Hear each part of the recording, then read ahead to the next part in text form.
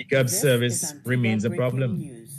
And I would have held discussions with the manager about it.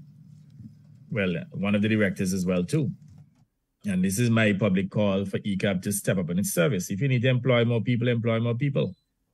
And the other thing, too, is that the interpretation of AML CFT requirements, I think they need the senior officials in the bank, they need some training. Because what they're doing is that instead of putting systems in place to manage the AML CFT risk, they are creating impediments. I know of a situation, for example, in which someone wanted an appointment to establish a corporate account, and that person was told they can only have an appointment at the end of October, in the 1st of September. What kind of foolishness is that? So I am saying to all the banks, for that matter, that kind of service cannot advance this country. And we expect to have managers who are proactive and managers who are sensitive to the needs of our people. You cannot sit on your high horse in your ivory tower and play important and treat customers as though they're nothing and telling them they must wait 2 months to get a simple service. You got to stop it.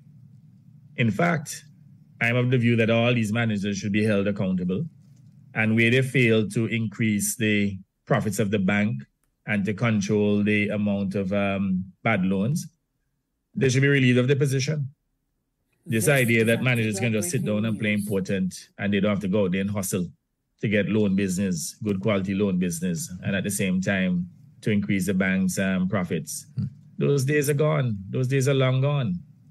I mean, we don't expect that these banks are going to operate like some government entities in which people really have a job for life and they just show up a few hours a day and then disappear.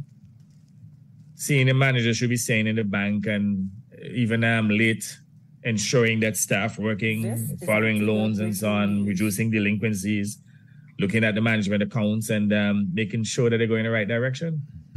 I had a situation at the Antigua and Barbuda Development Bank in which I was told that the staff there had not made a loan for several months. I had to call them up and ask them, hold on a second, y'all on holiday. And I'm making a joke to them, you know.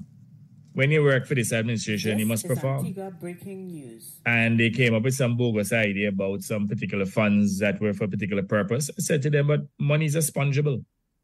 So if you have the money for a particular purpose and you're not getting loans for that purpose, you just sit down there and do no loans. You know, and this is a lack of discretion that we get from a number of them. And I'm calling them out because, look, we want to take this country to the next level, yeah?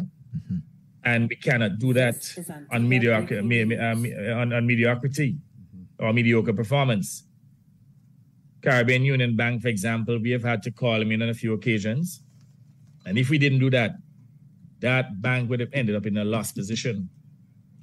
We're not trying to run them. We call them in, we ask them to explain what's happening with the various ratios in terms of profitability and so on, and the equity and all that. And by the way, let me make the point here that all of the commercial banks in this country are strong, all.